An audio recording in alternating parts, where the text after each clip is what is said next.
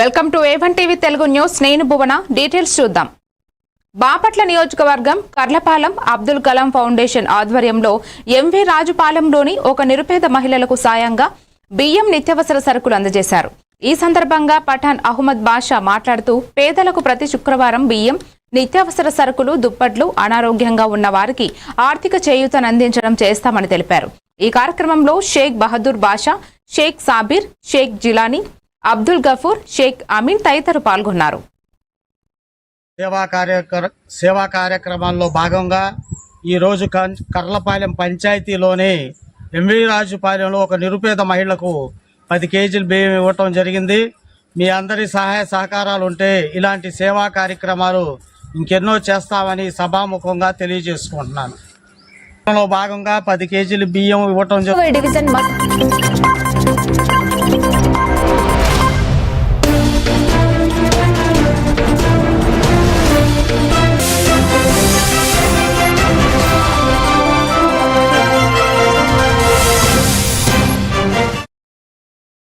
ఏలూరు 5వ డివిజన్ మస్తాన్ మన్యం కాలనీలో శ్రీ కనకదుర్గ అమ్మవారి ఆలయ పునఃప్రతిష్ఠ మహోత్సవం సెప్టెంబర్ 27న శాస్త్రోక్తంగా జరిగింది.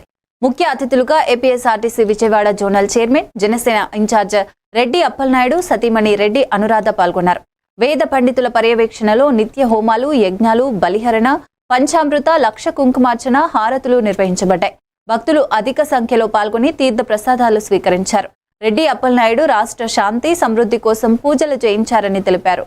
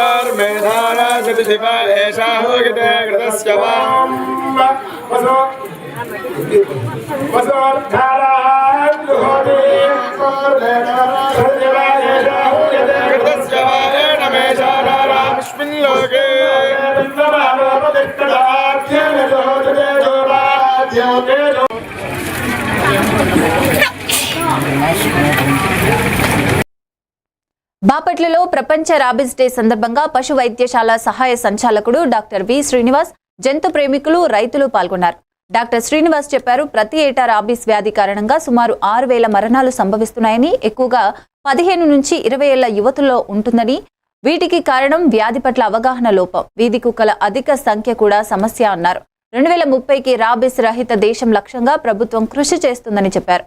కార్యక్రమంలో డిఏహెచ్ఓ డాక్టర్ బి వేణుగోపాల్, పశు వైద్య సిబ్బంది పాల్గొన్నారు. రేబీస్ దినోత్సవం కాబట్టి ఈరోజు ఏంటంటే దీని సందర్భంగా కుక్కలకన్నిటికీ కూడా రేబీస్ వ్యాక్సిన్ అనేది చేస్తూ ఉంటాం. అసలు రేబీస్ వ్యాధి అంటే ఏంటి, దానికి సంబంధించిన లక్షణాలు ఏంటి, దాన్ని రాకుండా ఉండాలంటే ఏం చేయాలి ఏంటి అనే దాని మీద కొంత అందరికీ కూడా అవగాహన ఉండాలనే ఉద్దేశంతో ఈరోజు ప్రపంచవ్యాప్తంగా ఈరోజు రేబీస్ డేని నిర్వహించుకోవడం జరుగుతూ ఉంది. ఈ కార్యక్రమంలో భాగంగా రేబీస్ అనేది మీకు అందరికీ తెలుసు కదా, ఎందుకంటే ప్రపంచవ్యాప్తంగా కొన్ని వేల మంది చచ్చిపోతూ ఉంటారు ఏది ప్రతిరోజు కూడా. అందులో మన ఇండియాలో వచ్చేసరికి సంవత్సరానికి ఈ సంవత్సరం 5,700 మంది రేబీస్ వ్యాధిన బాధపడి చనిపోయారన్నమాట. గత 2004 నుంచి రెండు దశాబ్దాల నుంచి గతంలో ఏంటంటే 20,000గా ఉండేటువంటి మరణాలు మెల్లిమెల్లిగా తగ్గుకుంటూ వచ్చి ఇప్పుడు పోయిన సంవత్సరం 5,700 మంది ఈ రేబీస్ వ్యాధితోటి చనిపోయారు. ఎందుకంటే ఈ మరణాల్లో కూడా ఎక్కువ మంది ఏంటంటే 15 సంవత్సరాల పిల్లలు, 15 నుంచి 20 సంవత్సరాల మధ్యలో ఉన్నటువంటి పిల్లలు మాత్రమే చనిపోతున్నారు. ఎందుకంటే వాళ్ళకి సరైన అవగాహన లేక ఈ రేబీస్ కలిసినా కానీ వాళ్ళ ఇంట్లో పేరెంట్స్కి చెప్పకపోవడం, ఇట్లాంటి కారణాల వల్ల మరి సరైనటువంటి జాగ్రత్తలు తీసుకోకపోవడం వల్ల ఇట్లా. శంషాబాద్ అంతర్జాతీయ విమానాశ్రయానికి బాంబు ఉందంటూ దుండగులు ఈమెయిల్ పంపించారు. అప్రమత్తమైన ఎయిర్పోర్టు అధికారులు సెక్యూరిటీ సిబ్బందితో ముమ్మర తనిఖీలు చేపట్టారు. తనిఖీల తర్వాత ఎటువంటి బాంబు కనుగొనబడలేదు. ఈ ఘటనపై ఎయిర్పోర్టు అధికారులు పోలీసులకు ఫిర్యాదు చేశారు. సిబ్బంది, ప్రయాణికులు సురక్షితంగా ఉన్నారు. పోలీసులు దుండగులను గుర్తించి కఠిన చర్యలు తీసుకునే అవకాశం ఉందని తెలిపారు.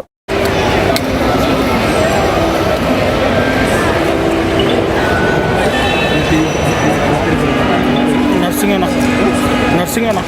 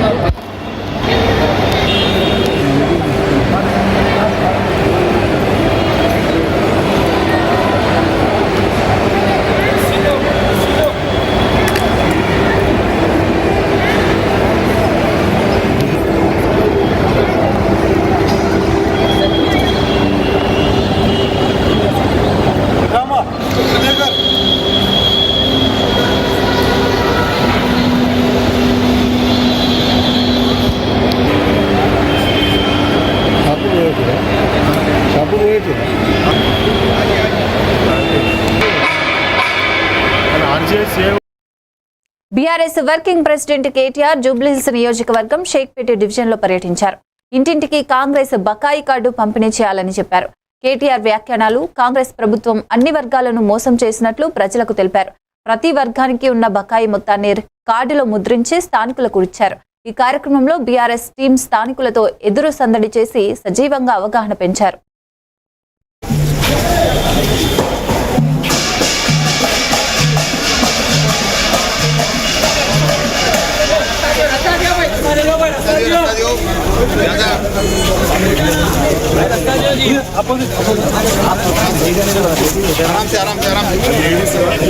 लोकल लोग बाकी पूरे हटो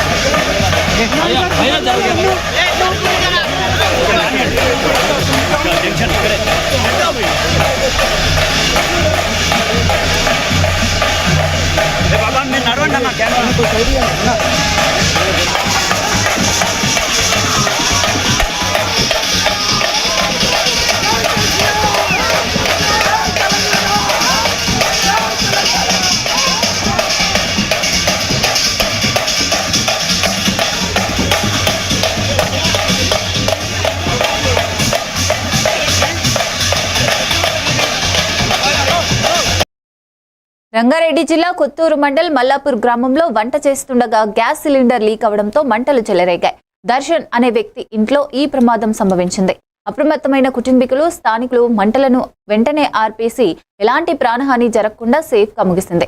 కుటుంబీకులు ఊపిరి పీల్చుకున్నారు. షాద్నగర్ సెంటర్ ఆధ్వర్యంలో ఈ ఘటన లోకల్ సహకారంతో సజావుగా కంట్రోల్ చేయబడిందని తెలిపారు.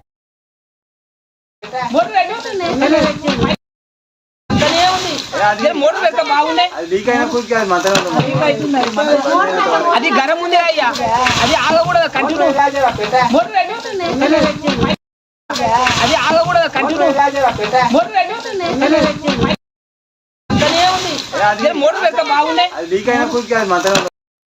తెలంగాణ బ్రాహ్మణ సంఘాల ఆధ్వర్యంలో హనుమకొండలో బతుకమ్మ పండుగ నిర్వహణపై మీడియా సమావేశం జరిగింది. బతుకమ్మ పండుగ శాస్త్రోక్తం కాకుండా ఆచారానికి సంబంధించినది కాబట్టి పండుగ ప్రారంభమైన 9వ రోజునే సద్దుల బతుకమ్మ జరుపుకోవాలని చెప్పారు.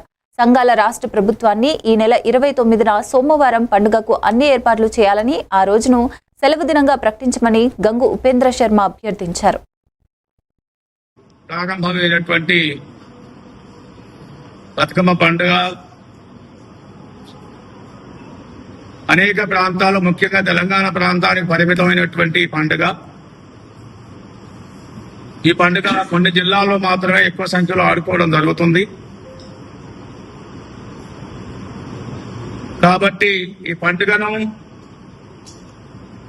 అందులో హిందువులకు సంబంధించిన ముఖ్యమైన పండుగ, మహిళలకు సంబంధించిన ముఖ్య పండుగ కాబట్టి ఈ నెల 21వ తేదీ నుండి 29వ తేదీ వరకు ఆడుకోవాలనేది ఒక ఆచారం, ఒక సాంప్రదాయం మాత్రమే. ఈ సాంప్రదాయాన్ని విస్మరించి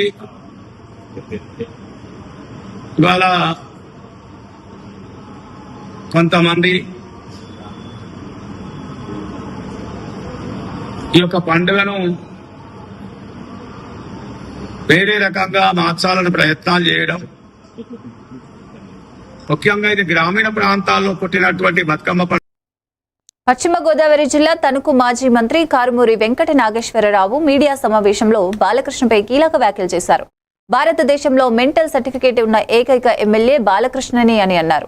అసెంబ్లీని దేవాలయం పోలి తాగి జోబులో చేతులు పెట్టి తలపై కళ్ళజోడు పెట్టిన తీరు అందరూ చూశారని పేర్కొన్నారు. పవన్ కళ్యాణ్, నాగబాబు స్పందన లేదని, కూటమి ఎమ్మెల్యేలు లంచాలు తీసుకుంటూ పనిచేస్తున్నారని విమర్శించారు. ఓటమి ప్రభుత్వం విపక్షంగా మారిందని అన్నారు. ఇవాళ అసెంబ్లీలో ఒక అతను మరి తాగొచ్చి బాలకృష్ణ మరి భారతదేశ చరిత్రలో మెంటల్ సర్టిఫికేట్ ఉన్న వ్యక్తి ఒకే ఎమ్మెల్యే భారతదేశంలో బాలకృష్ణ.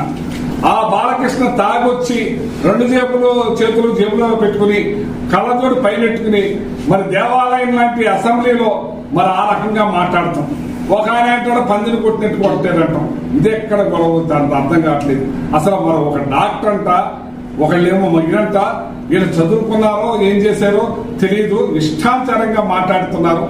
అసలు మామూలుగా ఇవాళ చిరంజీవి గారిని పట్టుకుని ఆడు ఈడు అని అంటాం. ఆయన ఇవాళ జగన్మోహన్ రెడ్డి గారు వాళ్ళందరూ చెప్తున్నప్పుడు ఎవరైతే జగన్మోహన్ రెడ్డి దగ్గరకు వచ్చారో వాస్తవాలన్నీ కూడా వాళ్ళు చెప్తా ఉన్నారు. మమ్మల్ని చాలా గౌరవించారు, బాగా చూశారు, మమ్మల్ని ఆప్యాయతగా తీసుకున్నారు, ప్రతిదీ మాకు సాల్వ్ చేశారు. ఇలా ఈ బాలకృష్ణ గారు కూడా ఏదైతే పేరు నాని గారు చెప్తున్నారు, పేరు నాని గారు ఇలాగ నాతో మాట్లాడలేదా మీరు? నా బిడ్డల సాక్ష్యం చెప్తున్నాను. బాలకృష్ణ గారు వేరే ఫోన్తో నాతో మాట్లాడితే నేను జగన్మోహన్ రెడ్డి గారితో మాట్లాడితే ఆయన మన దాకా ఎందుకులే పాపం, ఆయనకి ఏం కావాలో అది చేసేయండి చెప్పి గౌరవిస్తే అతన్ని సైకో అంటున్నాడంటే మరి ఇంట్లో మరి ఆ రోజున ఆ కుటుంబం, రాజశేఖర రెడ్డి గారి కుటుంబం ఆయన కాపాడింది. ఆయన భార్యని అరెస్ట్ చేయకుండా, వాళ్ళ భార్యను అరెస్ట్ అయినా బెయిల్ ఇప్పించి, అలాగే ఇతనికి మెంటల్ సర్టిఫికేట్ ఇప్పించి అరెస్ట్ కాకుండా కుటుంబాన్ని కాపాడితే సైకో అనే పరిస్థితికి వచ్చారంటే వీళ్ళకి నీతి నియమం లేని మనుషులని చెప్పి సందర్భంగా తెలియజేస్తున్నాను.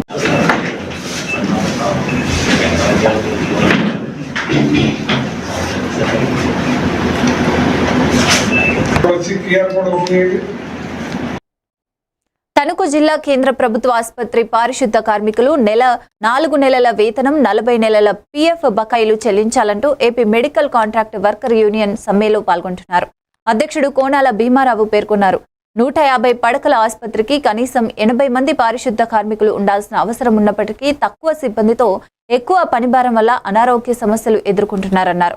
శనివారం సమ్మె notice superintendent doctor Sai Kiran కు సమర్పించారు. తణుకు జిల్లా కేంద్ర ప్రభుత్వ ఆసుపత్రిలో కాంట్రాక్ట్ పారిశుద్ధ్య కార్మికులుగా పనిచేస్తున్న కార్మికులకి 4 నెలలుగా జీతాలు చెల్లించట్లేదు. అంతేకాకుండా 40 నెలల కాలంగా పిఎఫ్ ఖాతాల్లో వాళ్ళ పిఎఫ్ సొమ్ము జమ కావట్లేదు. అట్లాగే తణుకు ఏరియా హాస్పిటల్గా 50 పడకలకు ఉన్నప్పుడు 18 మంది పారిశుద్ధ్య కార్మికులతో నియమించడం జరిగింది. కానీ వాళ్ళ 100 పడకల హాస్పిటల్కి విస్తరించారు. ఇప్పుడు ప్రజెంట్ 150 పడకలు విస్తరించి దీన్ని జిల్లా కేంద్ర ప్రభుత్వ ఆసుపత్రిగా మార్చి ఇవాళ అనేకమైనటువంటి కొత్త భవనాలు నిర్మాణం చేశారు.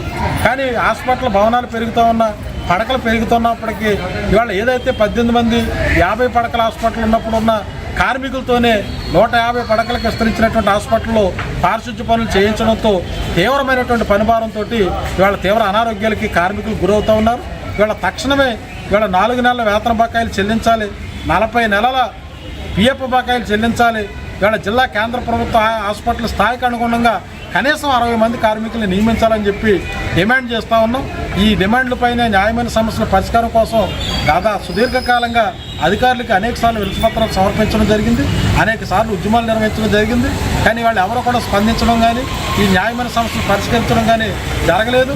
ఇక గత్యంతరం లేని పరిస్థితుల్లో ఈ నెల 29వ తారీఖు సోమవారం నుంచి విధులు బహిష్కరిస్తున్నాం. ప్రధానంగా ఇవాళ 4 నెలల వేతన బకాయిలు ఇవ్వాలి, 40 నెలల పిఎఫ్ బకాయిలు చెల్లించాలి. ఇవాళ జిల్లా కేంద్ర ప్రభుత్వ హాస్పిటల్లో స్థాయికి అనుగుణంగా కనీసం 60 మంది పారిశుద్ధ్య కార్మికులను నియమించాలనేటువంటి న్యాయమైన డిమాండ్లతో మేము సమ్మెలోకి వెళ్తా ఉన్నాం. ఈ సమ్మె సందర్భంలో నైనా ప్రభుత్వాలు దిగొచ్చి, అధికారులు దిగొచ్చి ఈ న్యాయమైన విజయనగరం జిల్లా గజపతి నగరం మాజీ శాసనసభ్యులు బొత్స అప్పల నరసరయ్య ఆదివారం వైసీపీ కార్యాలయంలో మాట్లాడుతూ కూటమి ప్రభుత్వ వైఫల్యాలను దసరా పండుగ తర్వాత ప్రజల్లోకి తీసుకెళ్తామని చెప్పారు. జగన్ ఆదేశాల మేరకు గ్రామ స్థాయిలో కమిటీలు ఏర్పాటు చేసి ఎన్నికలకు సన్నద్ధమవుతామని, హామీలు అమలు చేయని మోసాలను క్షేత్రస్థాయిలో వివరిస్తామని తెలిపారు. కార్యక్రమంలో జెడ్పీటీసీలు ఘార తవుడు, రైతు రాజేశ్వరి, హింద్ కుమార్ పాల్గొన్నారు.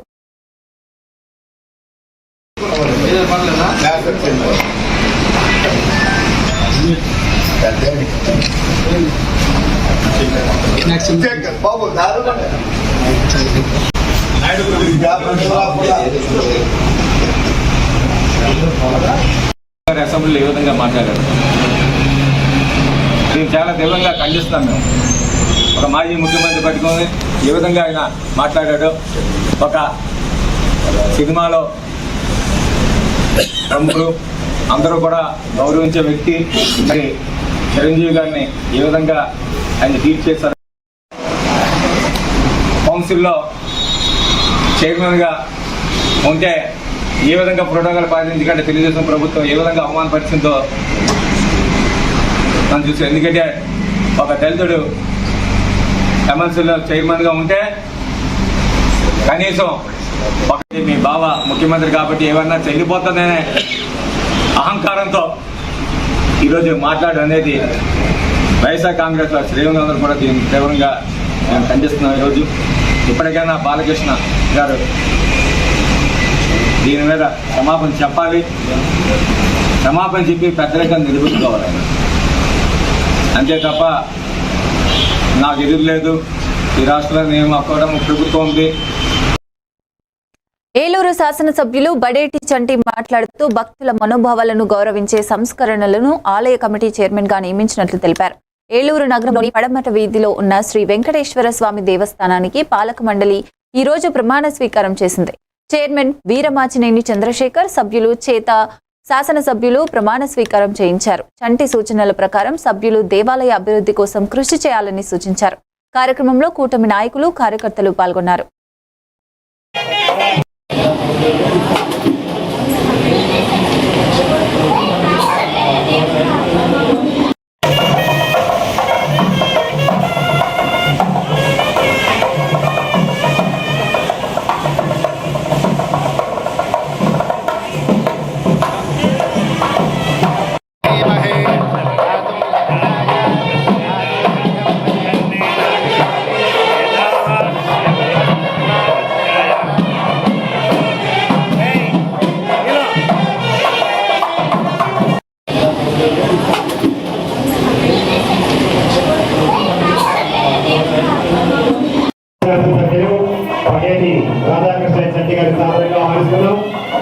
దయచేసి ఎవరు కూడా పిచ్చిన వాళ్ళు మాత్రమే రెడీ చేయలేదండి. అందరూ కూడా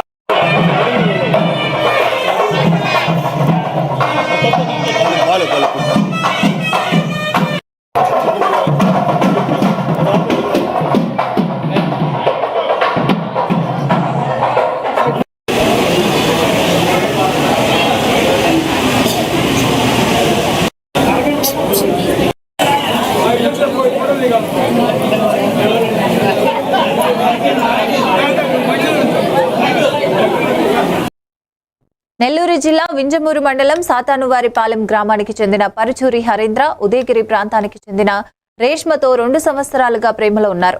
హరేంద్ర పెళ్లి చేస్తానని చెప్పి మోసం చేశాడని రేష్మ తన ఇంటి ముందు నిరసన వ్యక్తం చేస్తున్నారు. 3 నెలల నుండి మధ్య తగాదాలు, ఫిర్యాదులు పోలీస్ స్టేషన్లో నమోదయ్యాయి. పోలీసులు పట్టించుకోకపోవడంతో ఇబ్బందులు పెరిగాయి. రేష్మ జిల్లా ఎస్పీ ద్వారా తగిన న్యాయం, హరేంద్రతో వివాహం కోరుతున్నారు.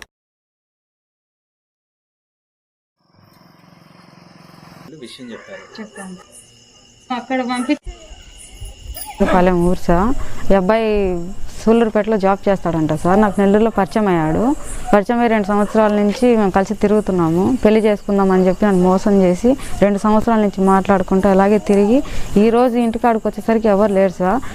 నేను గ్రీవెన్స్లో కంప్లైంట్ ఇచ్చాను. కంప్లైంట్ ఇచ్చిన తర్వాత అక్కడ డిఎస్పీ సార్ మహిళా పోలీస్కి పంపిస్తే డిఎస్పీ సారు ఎంత కారణం డిఎస్పీ సారే సార్ వీళ్ళని పంపించేశారు. ఇక్కడి నుంచి గలీజ్ మాటలు మాట్లాడుతున్నారు డిఎస్పీ సారు.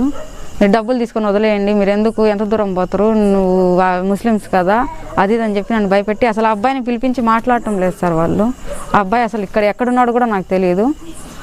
ఈరోజు వాళ్ళ ఇంటికాడికి వస్తే మొన్న కూడా వచ్చాము, వాళ్ళు ఇక్కడ నుంచి ఇల్లు ఖాళీ చేసి వెళ్ళిపోయారంట సార్. పేరు రేష్మ. నా పేరు రేష్మ సార్. అబ్బాయి పేరు పరుచూరి హరేంద్ర. నాకు పెళ్లి చేసుకుంటానని మోసం చేశాడు కాబట్టి నాకు పెళ్లి చేసుకోవాలి సార్ తను. దీనన్నిటికీ వీళ్ళు పోలీసు వాళ్ళు మద్దతు చేసి వాళ్ళని పంపించేస్తారు ఇక్కడి నుంచి. 2.5 సంవత్సరం నుంచి పరిచయం సార్. ఈ 3 నెలల నుంచి మేము ఇద్దరం అరుచుకుంటా ఏదో తిరుగుతున్నాం సార్. 3 నెలల నుంచి పోలీస్ స్టేషన్ చుట్టూ తిరుగుతూనే ఉన్నాము. డిఎస్పీ సార్ అబ్బాయి రాలేదు, అబ్బాయి డ్యూటీలో ఉన్నాడు, నువ్వు మళ్ళీ రా అని చెప్పి ఆపేసి ఈరోజు ఇంటికాడికి వచ్చేసరికి ఎవరూ లేరు సార్. ఇంకా చావైనా బతుకైనా ఇక్కడే చూసుకోవాలి సార్. వాళ్ళు ఒప్పుకోవట్లేదంట సార్. నేను చచ్చిపోతానని చెప్పిందంట వాళ్ళమ్మ. అందుకనేసి అబ్బాయి నేను ఇంకా ఇప్పుడు చేసుకోలేను, నన్ను వదిలే, నేను వేరే పెళ్లి చేసుకుంటాను అంటున్నాడు. నన్ను ఎందుకు మోసం చేసావని అడిగితే అసలు ఫోన్ ఎత్తట్లేదు సార్. ఫోన్ ఎత్తకుండా అలాగే చేస్తూ ఉన్నాడు. ఇంకా డిఎస్పీ వాళ్ళు వచ్చేసి 30 లక్షలు కట్నం ఇస్తారంట పక్కన వాళ్ళు. నువ్వు ఇస్తావని 30 లక్షలు నీ కాడు ఉండయా, లేకుంటే 5 లక్షలు మేమే ఇస్తాము తీసుకుని వెళ్ళి. నెల్లూరు రూరల్ ఎమ్మెల్యే కోటంరెడ్డి శ్రీధర్ రెడ్డి పుట్టినరోజు సేవా కార్యక్రమాల్లో 2 సంవత్సరాల క్రితం చెన్నైలో తప్పిపోయిన ఒక పిల్లవాడిని తల్లి వద్దకు చేర్చిన ఘటన వెలుగులోకి వచ్చింది. పుట్టినరోజు వేడుకలు కాకుండా సేవా కార్యక్రమాలే జరుపుకోవాలని ఆయన సూచనలతో అభిమానులు, కార్యకర్తలు విరివిగా సేవలు నిర్వహించారు. అంబేద్కర్ భవన్లోని అన్నదాన సమయంలో శేషమ్మ కుమారుడు తల్లి వద్దకు చేరి అమ్మ అని పిలవగా అక్కడ ఉన్నవారు కళ్ళతో కనుమరుగయ్యారు. ఈ కలయిక స్థానికులకు సంతోషం అందించింది. మా బాబు జనాల దక్కుపోయారు. కోవిడ్ శాసంతలు అది కోవిడ్ శాసంతలో ఈ బాబు తప్పిపోయి 2 సంవత్సరాలు అయింది. మేము కలెక్టర్ సార్కి, ఎస్పీకి అందరికీ మేము కంప్లైంట్ పెట్టాము. మా బాబు ఎక్కడా కనపడలేదు. అన్నదానం జరుగుతుంటే కలెక్టర్ ద్వారా మా బాబు మాకు దొరికాడు. మాకు సంతోషంగా ఉంది.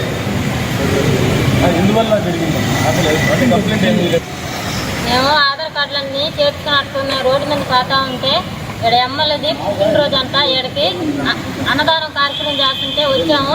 దానివల్ల మాకు మా బాబు కనిపించాడు. ఇక్కడ ఆయన పుణ్యం వల్ల మా బిడ్డ మాకు దక్కాడు. వెంకటాచలం మండలం చవటపాలెం గ్రామంలోని శ్రీ శ్రీ శ్రీ పుట్టాలమ్మ దేవస్థానంలో శరన్నవరాత్రి మహోత్సవాలు జరిగాయి.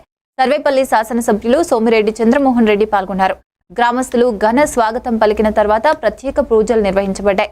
3 రోజుల ఉత్సవాలలో మొదటి రోజు పుట్ట బంగారం పూట, 2వ రోజు అభిషేకం, అన్నదానం, 3వ రోజు ఎమ్మెల్యే, మాజీ మంత్రి, స్థానిక నాయకులు కలిసి పూజలు చేశారు. ప్రజలు అమ్మవారికి పొంగుళ్లు పెట్టి సన్మానం చేశారు.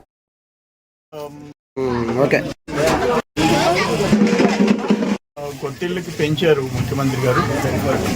ఆయన జగన్మోహన్ రెడ్డి 19కి ముందు చంద్రబాబు నాయుడు గారు 2,30,000 ఇంటికి ఉంటే దాన్ని కట్ చేసి 1,80,000 చేశాడు. కేంద్రం 1,80,000 ఇస్తుంది, మొత్తం కేంద్రం ఇస్తుంది.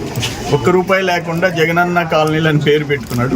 ఇప్పుడు మళ్ళీ బాబు గారు ఎస్సీలకి, బీసీలకి 2,30,000 చేసి గిరిజనులకి 2,55,000 చేశారు.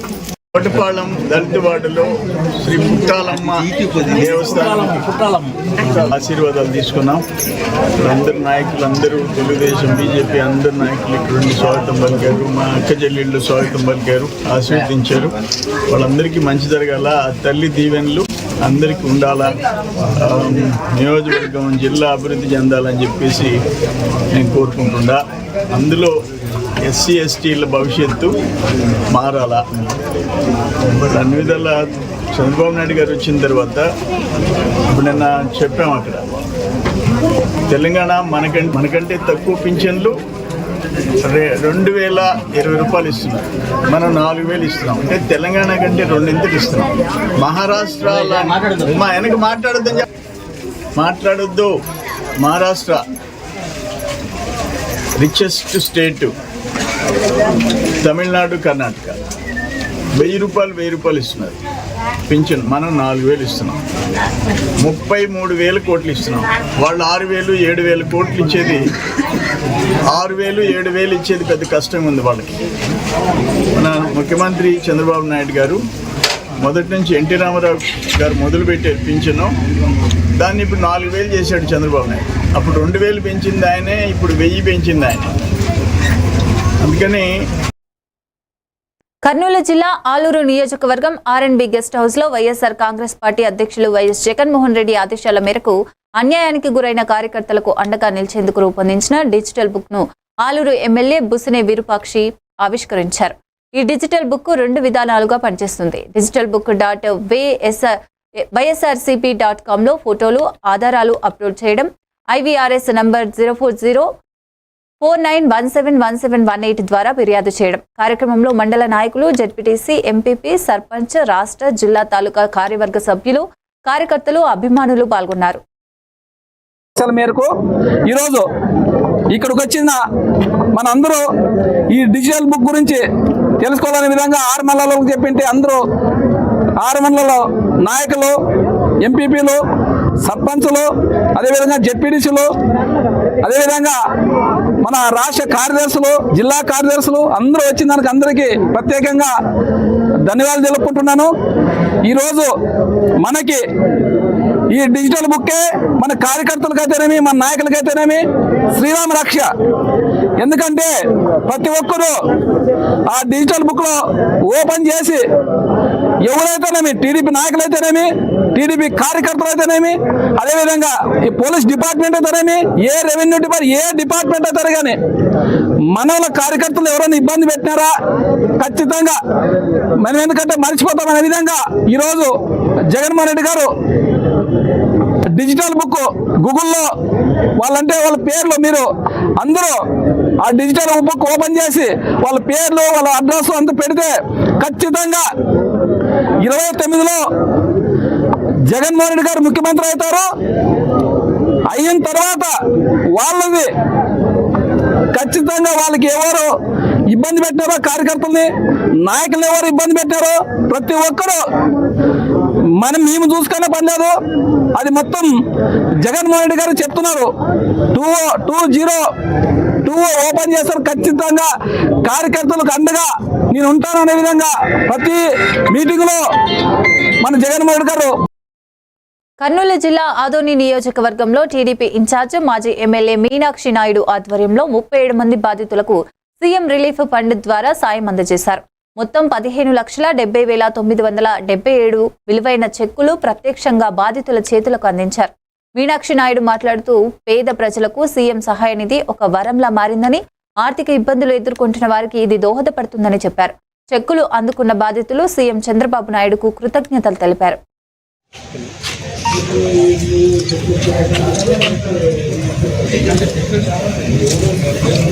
37 మందికి 15,77,977 రూపాయలు సీఎం రిలీఫ్ ఫండ్ చెక్కులు అందించడం జరిగింది.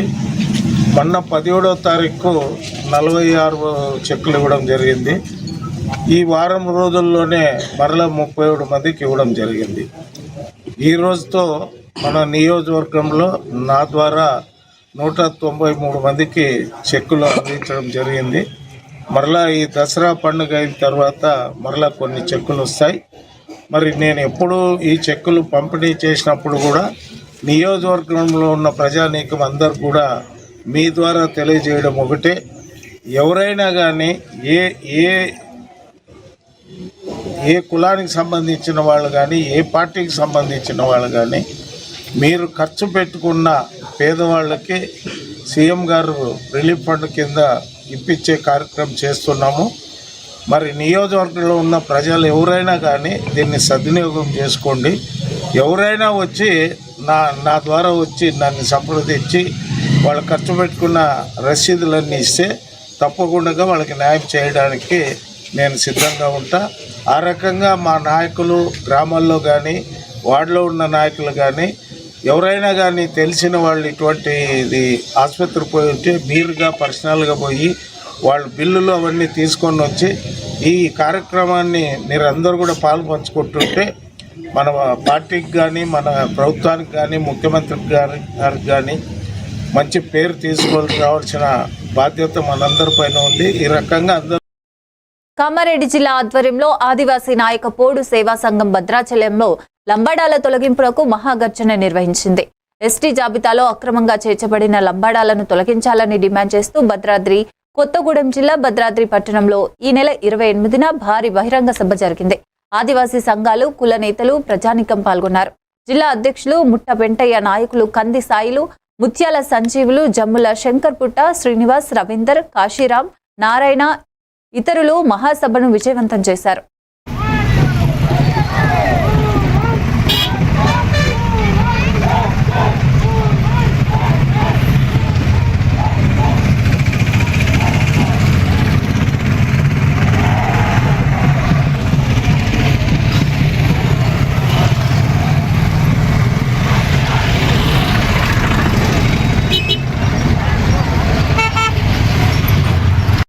మీరు ఎట్టి పరిస్థితుల్లో కూడా క్రమశిక్షణ ఉల్లంఘించి పోలీసులు ఆ యొక్క డిపాజిట్ ఏదైతే మమ్మల్ని నానాయుధంలో చేస్తున్నారో వాళ్ళు తప్పకుండా ఆత్మావలోకం చేసుకోవాలి. ఇప్పటికైనా కళ్ళు తెరవాలి బంజారా వాళ్ళకి అని చెప్పేసి మేము ప్రవర్తనం చెప్తా ఉన్నాము. మీరు ఏదైతే ఈ దుర్బుద్ధితో మమ్మల్ని కొల్లగొడుతూ మా యొక్క నిరాక్షరమైన దెబ్బతీస్తూ మీరు ఏదైతే అందరం చెప్తున్నారో అది ఇక ముందు సహించేది లేదు. రాజకీయ పరంగా, సామాజిక పరంగా, ఆర్థిక విరుద్ధంగా మేము కూడా ఇప్పుడిప్పుడే ముందేస్తున్నాం. మీ యొక్క దుర్మార్గమైన ఆదాయంలో భవిష్యత్తులో కొనసాగమని చెప్తూ మరి ఈ అవకాశం ఇచ్చిన మిత్రులందరికీ, పాత్రికేయ మిత్రులందరికీ కూడా నేను ధన్యవాదాలు తెలుస్తూ Jai Adivasi. Bulletin updates keep watching.